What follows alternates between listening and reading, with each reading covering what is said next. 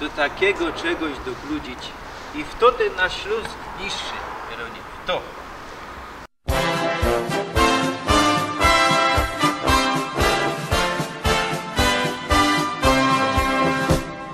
Oberschlesien ist mein Liebesheim.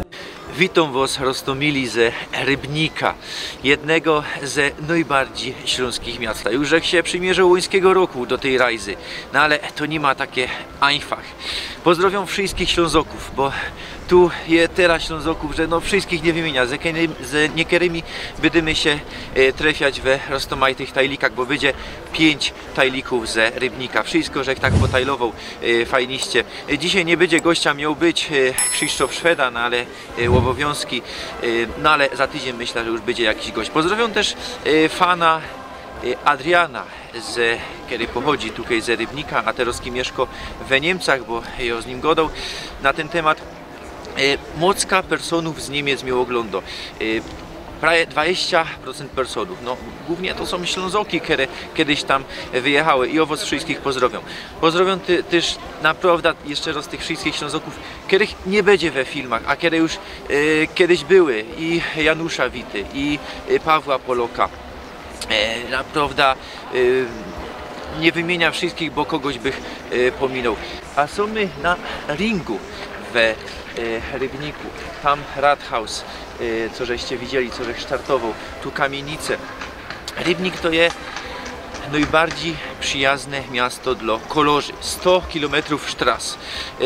We województwie śląskim pierwszy plac najbardziej przyjaznego miasta dla kolorzy. We całej Rzeczpospolitej tam na poranostym placu. Rybnik to prawie 133-tysięczne miasto. Miano miejscowości oznacza po śląsku i czesku Stow Rybny. Tako je też geneza osady. Place te zaczęto zasiedlać już we IX stuleciu, a mono i przodzi. Lokację na prawie magdeburskim Rybnik uzyskał przed 1308 rokiem. Rybnik przynależał do księstwa raciborskiego, potem do rybnickiego. Miasto ma dzisiaj 27 stadtteilów, bez które będziemy realizować bez najbliższe tydnie. Miejscowość leży 43 km na południowy zachód od Katowic. We spisie wszechobecnym ze 2011 roku 27,9% po mieszkańców miasta Rybnik przyznało się do śląskiej narodowości. W Abstimmung ze 20 marca 1921 roku większość, to jest 71% uprawnionych do welowania w mieście Rybnik z tamtego roku, to jest bez większości dzisiejszych stadtteilów, welowała za Niemcami. Mimo to place te w 1922 roku trafiły pod polski reskirum. Tu niestety mam 3 pliki uszkodzone, nie ma głosu. Toż dogrą to teroski. Tutaj godą o synagodze. Na tym placu była synagoga. Mamy tu taką tabula, na której jest szajbnięte we 4 gotkach. Po polsku, po angielsku, po niemiecku i po śląsku. Po śląsku jest tu szajbnięte. Tamkaj dzisiaj jest park z fontanną koło miejskiego urzędu stoła synagoga. Była to klasycystyczna budowa. Otwarto w 1848 roku. Na te otwarci przyszło dużo ludzi z Rybnika, z roztomajnych religijów. Na początku II wojny budowa zgorała, za rozkazem niemieckich władzów, a resztki rozebrali na wiosnę 1940 roku. Potem zrobili tam park z fontanną. Tużech czytał otwarci. Jan, tak tu godają, tu wszystko je na ni, chodzeni, jedzeni, otwarci, a nie otwarcie, jedzenie, chodzenie, nie. No, tu się inaczej goda, to jest ten dialekt rybnicki. Teroski jeżek przed nowym Rathausem, przed Amtem, który został wybudowany w 1928 roku w stylu neoklasycystycznym. Teroski oddawą głos naszemu gościowi, Ślązokowi z Rybnika, który będzie do nas godał z Tajlandii. Dzisiaj jest sobota, bez tuż nie idzie zajrzeć do Urzędu Miejskiego. Musicie mi wierzyć na słowo, że w Rybnickim Urzędzie Miejskim na drzwiach macie tapulki, na sam przód pisze po śląsku, dopiero potem po polsku. To jest chyba jedyny urząd taki w ogóle. W przeszłości Rybnik też pokazywał właśnie taką pewną śląską właściwość, której Poleku nie Ślązoki nie poradzą spokopić. Z Rybnika pochodził, z Paruszowca konkretnie, historyk Francy Dzikowski. I Dzikowski, ski. Typowo słowiański nazwisko. Franc nie poradził po śląsku godać, ani tym bardziej po polsku. Godał i pisał wyłącznie po niemiecku. Beztuż jego historia państwa rybnickiego, doskonało książka opisująca przeszłość miasta i okolic była napisana po niemiecku. To była druga połowa XIX wieku. Na początku XX wieku przyjechał do Rybnika Niemiec, Artur Trunkhard, który się zakochał w Śląsku, w całej naszej okolicy. No, z podręczników poradził się nauczyć polskiego, Beztuż umiał po polsku. I ten Niemiec, zakochany w Śląsku, przetłumaczył ta historia państwa rybnickiego i dzikowskiego na polski. I to jest, jeden i drugi był Ślązokiem. Jeden był etnicznym Niemcem, który poradził, potem godał i wyłącznie po polsku. Jeden był etnicznym, słowiańskim, nazwisko na to wskazuje, słowiańskim Ślązokiem, który poradził po niemiecku godać. To jest też właśnie taka soczewka, taka kwintesencja Rybnika i całego Górnego Śląska.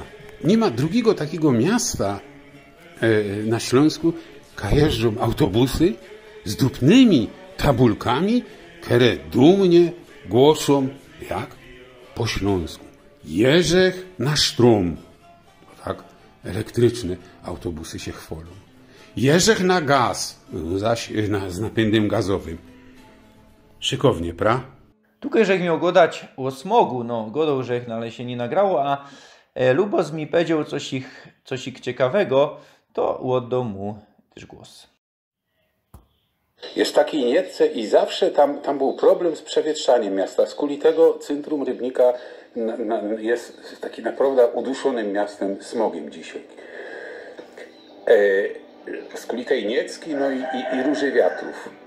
No i jak kolej chciała, ta linia kolejowo ciągnąć na nasypie, wiadomo, że musieli tu postawić wiadukt na Cyną, ale on mógł być wąski, nie taki szeroki, jaki jest, nie taki gryfny. Ale miasto wtedy postawiło warunek, bo to na miejskich terenach leciało. Tamtędy był główny kanał przewietrzający Rybnik, taki główny kanał przepływu powietrza. I miasto się zgodziło na wybudowanie tego nasypu i tym samym tego wiaduktu na Cynowie. Wtedy, jak ten przepływ powietrza przewietrzającego Rybnik nie będzie zaburzony. Beztuż ten wiadukt jest teraz taki szeroki, i beztuż taki gryfny.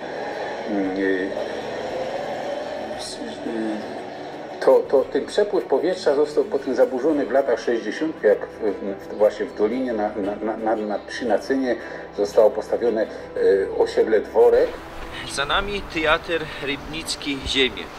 A tutaj przy tych schodach pod Glubosa po 10 lat do zadku uprawiano jeszcze kartofle. To podkreśla taki wiejski charakter miasta, które dopiero w XIX stuleciu się zindustrializowało. I można ten wieprzek właśnie odnosi się do tego charakteru, ale tak naprawdę to jest ryje. Rozchodzi się o rybnicki podzim kabaretowy, czyli rybnicka jesień kabaretowa. No ale możemy też odnosić to do tego, że Kaściu jeszcze w centrum jakiś czas temu wieprzki były. Na wierchu pod teatrem Rybnickiej Ziemie mamy plac Kazimierza Kuca. To niedawno zostało odewrzone. Łukasz Kochut też tu brał w tym udział. Z nim mam nadzieję, że się trafimy jeszcze we jednym ze tajlików. A no to mamy zaś Beispiel tej śląskości tej ziemi. A tu już mamy krokusy. No, jar już za niedługo, chociaż dzisiaj jeszcze 0 stopniów. Mamy początek marca, warunki niesprzyjające, no ale chcę wam pokazać to miasto.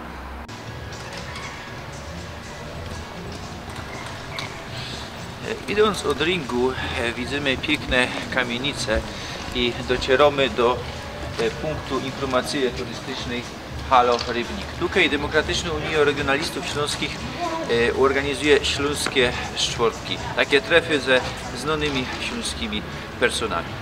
A tutaj, jak mniemam, to budynek byłej stodoły, bo powiedział mi Lubos, że właśnie przy Halo Rybnik coś takiego jest i to też wskazuje na ten sielski charakter miasta.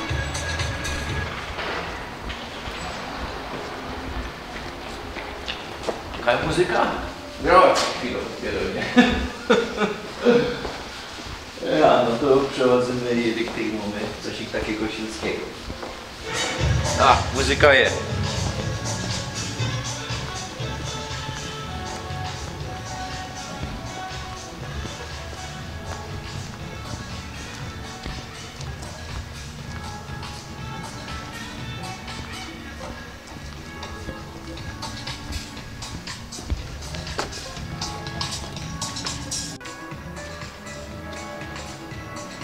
Restauracja Świerklaniec. O restauracji Świerklaniec pisał już Idzikowski, że ta drewniana restauracja Świerklaniec stała od początku w Rybnika. Pod tą nazwą Świerklaniec, co już dzisiaj prawie nikt nie wie, to oznaczało miejsce, w którym się śpiewa.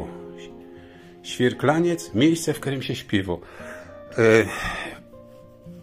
No, to też tak trochę może nie na temat, ale dawniej w każdej gospodzie, w każdym większym szynku musiała być scena, na której gęsto przygrywali do śpiewania albo do tańcowania. I to też było takie, albo tak po prostu dla własnej przyjemności. To było też bardzo charakterystyczne dla Górnego Śląska, te śpiewanie po szynkach dawniej. Natomiast wracając do Świerklańca, prawie w tym miejscu warto zobaczyć budynek i sobie uzmysłowić, że w tym miejscu, wedle Idzikowskiego, był prawdopodobnie najstarszy rybnicki staw hodowlany. Jak bulili drewniany hotel, drewniana restauracja, bo i kopali pod fundamenta tej którą teraz widzicie, to było połowa XIX wieku, to trafili na urządzenia, które wskazywały, że w tym miejscu grobla, jakieś urządzenia regulujące zbutwiałe, bo to drewniane wszystko było, urządzenia regulujące poziom wody, pidła, takie inne rzeczy. A z grubości osadów dynnych Idzikowski wyliczył, bo wiedział, że ten staw został zasuty najpóźniej w drugiej połowie XII wieku, no to z grubości osadów dynnych wyliczył, że ten staw musiał być założony najpóźniej na początku IX wieku. Więc już najpóźniej na początku IX wieku Rybnik, czyli dzisiaj byśmy powiedzieli staw hodowlany, był już założony w tym miejscu. Ten dom w latach 1920-1921 był siedzibą Polskiego Komisariatu Plebiscytowego i Polskiej Organizacji Wojskowej. Trzeba pamiętać, że właśnie powiat rybnicki i powiat pszczyński były najbardziej propolskie, jeśli się rozchodziło o okres absztymungowy, o powstania polskie. Ja, taką jest historię. Sumy na górce cerkwickiej. Mamy tutaj pozostałości Kirchhoffa, a za mną kościół akademicki. Dzisiaj akademicki, w niedziela o 8 wieczór odbywają się tu msze. Kościół rzymskokatolicki powstał we połowie XV stulecia pod wezwaniem w niebowzięcio Najświętszej Maryi Panienki. To co zostało, to ino prezbiterium, bo większość kościoła rozebrano pod koniec XVIII stulecia.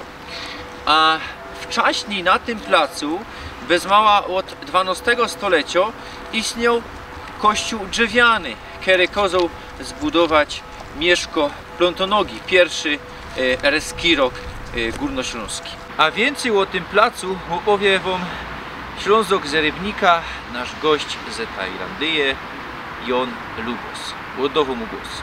Zwiedzanie Rybnika na zicher trzeba zacząć od Górki Cerekwickiej. Z kilku powodów. Jest to Górka Cerekwicka, to jest kępka, na której stoi obecnie pełniący funkcję kościółka akademickiego najstarszy murowany rybnicki kościół, a raczej pozostałość po nim. To było dawniej prezbiterium. No, historia tego idzie poczytać wszędzie, nie ma sensu gadać. Ważne jest, że ten kościół stoi na terenie parku szykownego, idzie go skamerować. A ten park, jeszcze za bajtla pamięta, że to był Kirchhof. Kirchhof, który potem chyba w latach 60. został na park przerobiony i zostało tych grobów na wierzchu parku, bo na takiej kępie leży, na samym wierzchu i trochę tych grobów ostawili. Cały ten park to był stary rybnicki Kirchhof. Za bajtla tam była pochowana siostra mojej mamy, co zmarła zaraz po urodzeniu i za bajtla poraź razy z mamą, że tam był, bez już to doskonale pamiętam jeszcze, bo to było do mnie wielkie przeżycie, na taki Kirchhof stary wleść. On był wtedy fest zapuszczony, nie? My tam jakieś świeczki chodzili polić. No teraz widzicie, że jest szykowny park, a ludzie nie wiedzą, że chodzą po grobach, po prochach naszych przodków. Natomiast nie to jest nawet najważniejsze. Stare legendy rybnickie, zapisane poraź wieków temu, rozprawiają nam, że na tej górce, właśnie tam, jak ten kościółek stoi, nauczał w IX wieku misjonarz Osław. Osław to był uczeń świętego Metodego, który według legend przykludził chrześcijaństwo na Górny Śląsk. To o Osławie wspominają legendy nie w Rybniku, to i w Skoczowie, i kaś po kole Opola idzie takie legendy usłyszeć, jeszcze w poraź innych miejscach. W Rybniku jest to o tyle ważne, że to zostało pora wieków temu zapisane. A Rybnik są w sobie, w herbie też, oprócz ryby, która symbolizuje jego nazwę, to ma też liście kokocza, czyli kotewki orzecha wodnego, które na Górny Śląsk przykludził ponoć właśnie Osław. Czy to prawda? Nie wiadomo. Wiadomo, że ten orzech wody potem przez wieki stanowił niezłe źródło dochodu dla Górnoślązaków. To wiadomo z całą pewnością. Dotarliśmy do rybnickiej bazyliki, mianowanej też rybnicką katedrą, choć to tak naprawdę nie ma katedra. Bazylika świętego Antoniego z lat 1903-1906 wybudowano we stylu neogotyckim, zaprojektowana od Ludwiga Schneidera, wybitnego śląskiego architekta. O jego kościołach, jego dziełach już my mocno rozprawiali. Kościół w 1921 roku doznał poważnych uszkodzeń z kuli eksplozji na Bahnhofie. Jest tu najwyższy turm na Górnym Śląsku, turm we kościele 95 metrów. W 1945 roku Kościół doznał poważnych uszkodzeń z kuli najazdu Sowietów. Był wykorzystywany jako magazyn wojskowy i był przeznaczony do rozbiórki. Na szczęście go uratowano. Ale w 1959 roku zaś tragedia. Płonął północny turm. Dzisiaj bazylika zachwyca i je klubom rybnickiej ziemi. Chcieliśmy wleźć tam na turm, byłby fajnisty landschaft na miasto, jakby była fajnista pogoda, to i góry by było widać, ale niestety w okresie zimowym trzeba się ugodać najpierw ze farożem i jakieś większe skupiny są wpuszczane, a w okresie letnim ponoć normalnie idzie wleść. No, Lubos mi właśnie powiedział, że idzie wleść, no ale no niestety jeszcze zima, tak to jest, jak się robi filmy we zima, a połowa roku to tak naprawdę jest zima. Trzeba tu przyjechać bez lato i dropać się na ten 95-metrowy tur. Za mną kościół Matki Boskiej Boleściwej, rzymskokatolicki, budowany w latach 1798-1801 w stylu barokowo-klasycystycznym. No ale wcześniej, ponoć we XII stuleciu, stał tu już kościół murowany ze drewnianym turmą. Cyganiom, że stał on poza murami miejskimi, bo Rybnik nie miał murów miejskich, jak mi powiedział Lubos. Rybnik był miastem otwartym. Nie każde miasto miało mury miejskie. Miasto samemu musiało se fundnąć mury miejskie, a Rybnik był miastem biernym. Dopiero się wzbogacił w czasach industrii we XIX stuleciu. Toż nie było tutaj murów miejskich i wiedzmy, że Górny Śląsk w ogóle był biedniejszy od Dolnego Śląska do czasów XVIII i XIX stulecia. W tym kościele był chrzczony też Franciszek Blachnicki w 1921 roku, założyciel oazy. Ponad 100 lat do zadku była to jedna z największych parafiów na Górnym Śląsku, największych terytorialnie. Dzisiaj na placu tej parafii jest ze 20 rozmaitych większych parafiów. Przy kościele mamy szkoła, która powstała tutaj w XIX stuleciu. W 1908 roku było tu gimnazjum, które kończyło się maturą, a w 1910 roku przeniesiono je na ulicę Kościuszki. Szkoła ta ukończył nieskorniejszy kardynał Kominek, a dzisiaj kontynuatorem tej szkoły, bo tutaj znajduje się podstawówka imienia Mickiewicza. No, nie mamy śląskich heldów, po co polskimi heldami mianować w tych śląskich miastach, tak notabene. Szkoła, pierwsze liceum ogólnokształcące o zgrozo miana powstańców śląskich, kontynuatorem tej szkoły.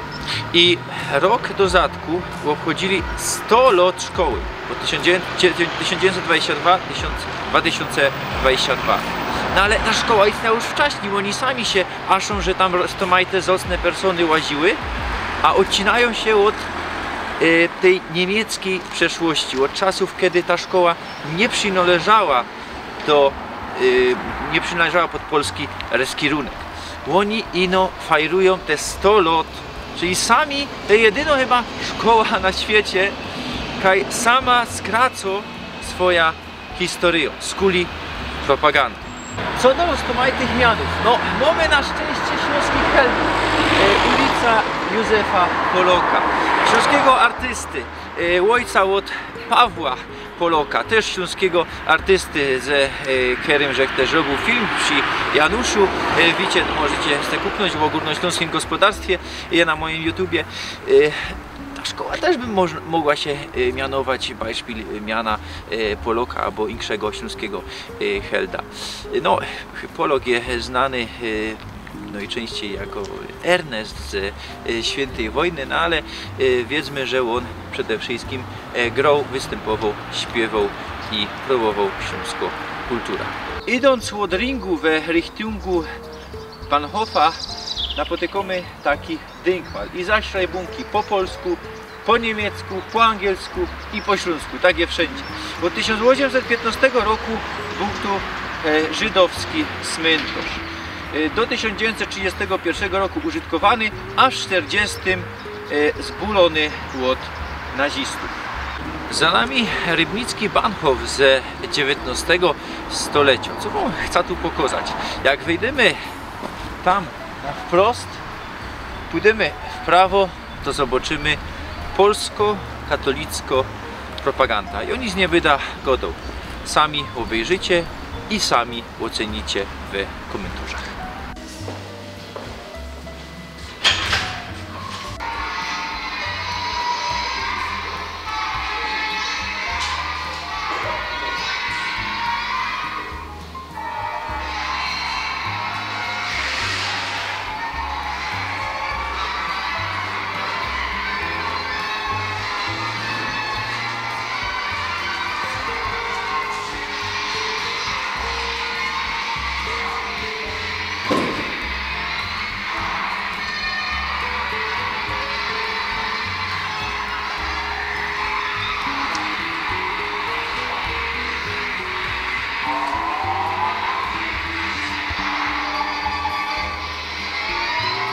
Idąc z Bahnhofa w Richtungu lazaretu Rogera mamy starostwo powiatowe z końca XIX stulecia w stylu renesansu północnego.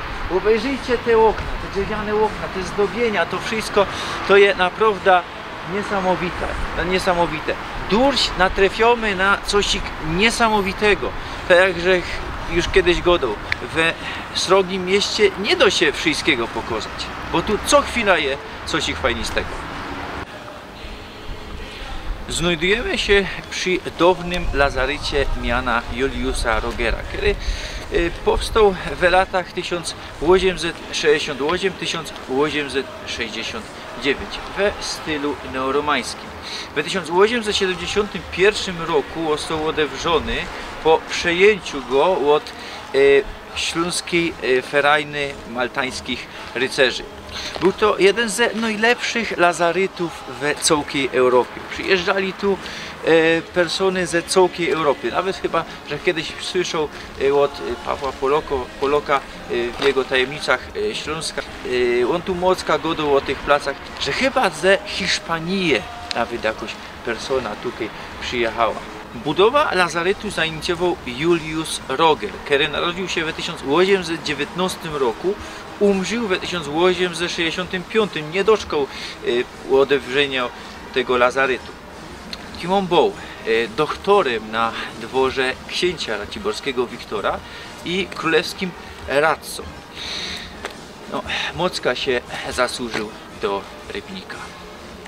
W 1945 roku, kiedy tutaj wleźli Sowiety, zdewastowali ten lazaret. Co dali? Odbudowano wszystko i do 2000 roku fungował tutaj lazaret, aż przeniesiono go do Orzepowic. Wtedy zawarto ten lazaret, wszystko niszczało, dewastowano to wszystko. Obejrzyjcie, jak to wygląda. Sobie do czegoś takiego dokludzić. Taki fajnisty naprawdę zabytek, to ino poradzi polski kierunek do czegoś takiego dokludzić. To nie komunisty, nie Sowiety, to swoją drogą zdewastowali, ale do takiego stanu dokludziła to dzisiejszy kierunek. Aż naprawdę się ślimtać chce. Obejrzyjcie te okna, to wszystko, a to jest naprawdę zabytek klasy światowej. I co dalej? W 2009 roku na szczęście potajlowano te budynki i większość przejęło starostwo powiatowe. Tak jak żeście tam widzieli, już część je wyremontowano, ale tutaj obejrzyjcie. Słuchajcie, myślę, że jeszcze jakiś czas temu było tam wleźć. Dzisiaj jest to zastawione do takiego czegoś dokludzić. I w to ten nasz Śląsk niższy, w to.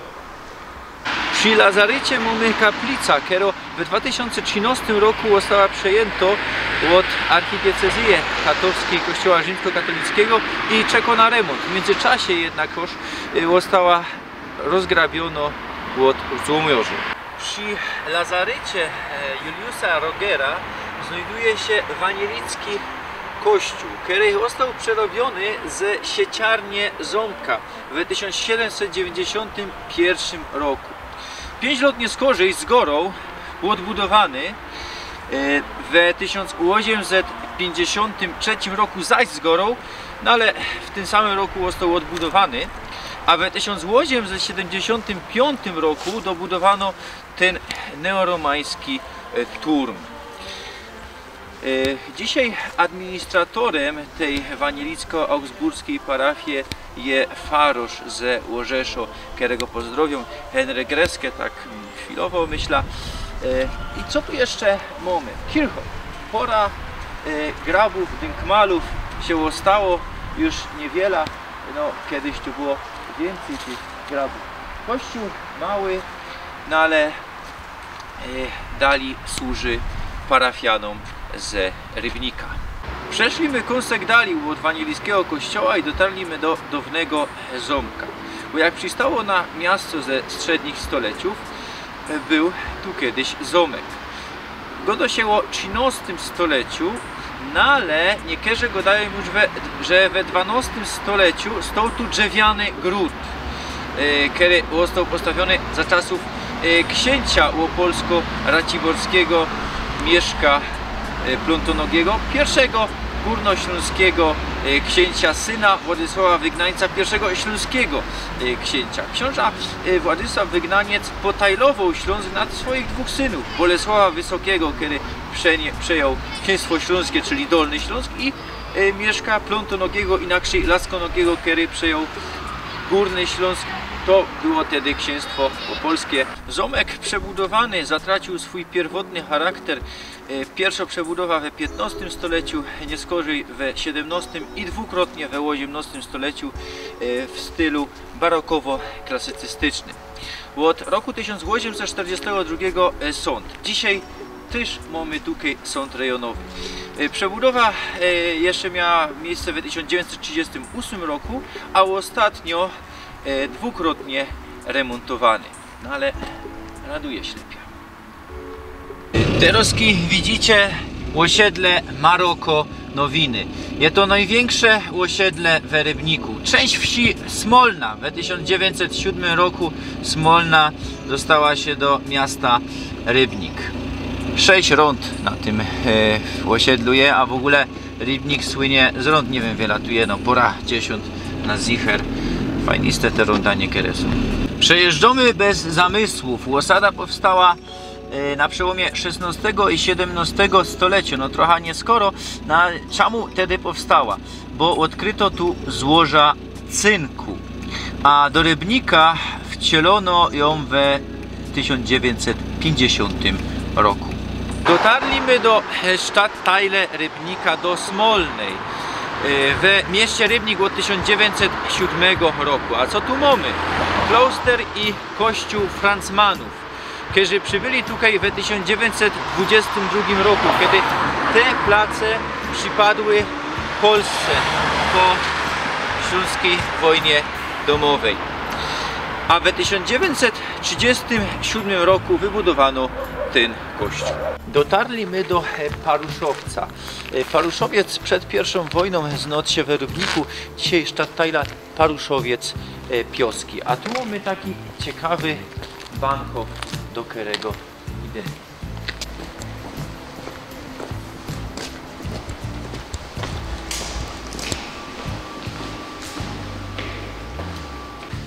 Bahnhof powstał w 1912 roku i według Lubosa jest prototypem do niemieckich berlińskich Bahnhofów S-Bahnów. Nie ma to na zicher, no ale jest to ciekawą teorią.